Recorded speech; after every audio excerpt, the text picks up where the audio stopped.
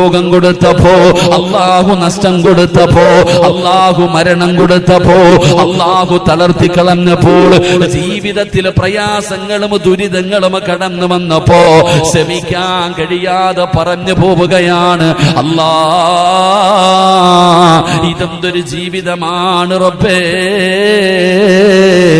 മരിച്ചാ മതിയായിരുന്നു അല്ലാ എന്ന് എന്റെ സമുദായം പറയുന്ന ഒരു കാലം വരുമെന്ന് ആദരവായ പ്രവാചകൻ നബി മുഹമ്മദ് മുസ്തഫ. ഒരു ദിവസം അല്ലാഹുവിന്റെ പ്രവാചകൻ തന്റെ സ്വഹാബത്തിനോട് പറഞ്ഞു കൊടുക്കുകയാണ്, ലോകത്തിന്റെ നേതാവ് പറയുകയാണ്, വല്ലദീ നഫ്സീ ബിയദിഹി. അല്ലാഹുവിന്റെ പ്രവാചകൻ അവിടെന്ന് പറയുകയാണ്, ഒരു കാലഘട്ടം കടന്നു വരും, ഒരു കാലഘട്ടം കടന്നു വരും. ആ കാലഘട്ടത്തിൽ ജനങ്ങളുണ്ടല്ലോ, അതാ ഖബറിന്റെ ചാരത്തുകൂടെ നടന്നു പോകുമ്പോൾ ഹത്താ യമുറു അലാ ഖബരിഹി, ജനങ്ങൾ ഖബറിന്റെ ചാരത്തുകൂടെ നടന്നു പോവുകയാണ്.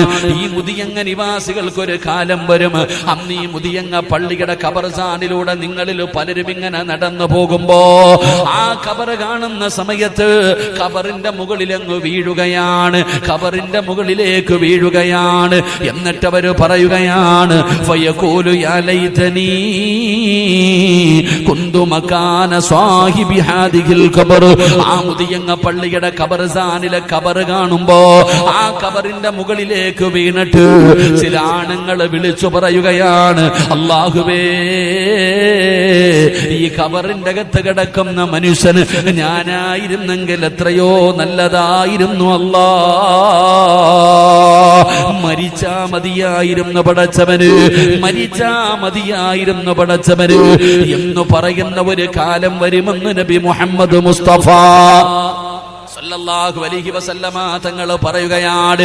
എന്നിട്ട് പ്രവാചകൻ പറയുകയാ, വലൈസ ബിദീനി, ഖബറിന്റെ മുകളിൽ കിടന്നിട്ട് മരണത്തെ ആഗ്രഹിക്കാനുള്ള കാരണം പടച്ചവനെ പേടിച്ചിട്ടല്ല, ഖബറിനെ കുറിച്ച് ചിന്തിച്ചിട്ടല്ല, പരലോകത്തെ കുറിച്ച് ഓർമ്മ വന്നതിന്റെ പേരിലല്ല, സിറാത്തിനെ കുറിച്ച് ചിന്തിച്ചതിന്റെ പേരിലല്ല, അല്ലാഹുവിന്റെ വിചാരണയെ കുറിച്ച് ആലോചിച്ചതിന്റെ പേരിലല്ല, പിന്നെ എന്തിന്റെ പേരിലാണ്?